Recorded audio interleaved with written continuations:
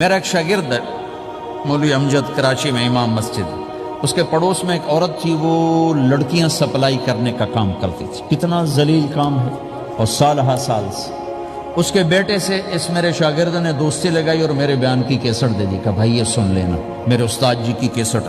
اس نے گھر میں جا کے لگا لی، اس کی ماں چلتے پھرتے کانوں میں آواز پڑ رہی ہے۔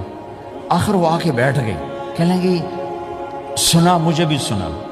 تو اس نے سارا سنا، پھر کہا دوبارہ سنا، پھر سنا، کہا دوبارہ سنا، پھر سنا۔ تو کہنے لگی یہ کون ہے؟ کہا پتہ نہیں کون۔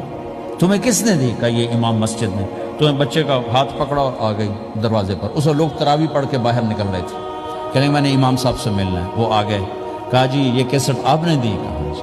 یہ کون ہے؟ کہ میرے استاد ہیں۔ کیا نام ہے؟ طارق جمیل۔ اچھا۔ انہوں نے توبہ کی بڑی بات بتائی ہے، تمہیں پتہ ہے نا میرا کیا کام ہے؟ کہ میری توبہ قبول ہو سکتی ہے؟ کہ کیوں نہیں اماں جی، ہو سکتی۔ کہ ٹھیک ہے، پھر میں اللہ کو گواہ بناتی ہوں، میری توبہ۔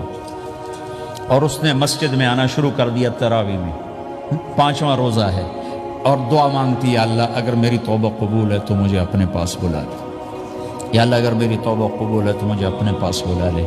29ویں روزے سجدے کی حالت میں اللہ نے اٹھا لیا۔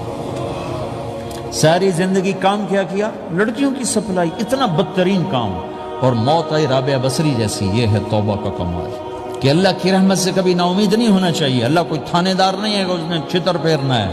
اللہ کریم ہے، مہربان ہے، ہمارا دوست ہے، ہمارا رب ہے۔ تو جب کبھی خطا ہو فوراً توبہ کرو، فوراً توبہ کرو۔ انشاءاللہ ایک دن آئے گا کہ اللہ ہمیں اپنی توبہ پہ پکا کر دے۔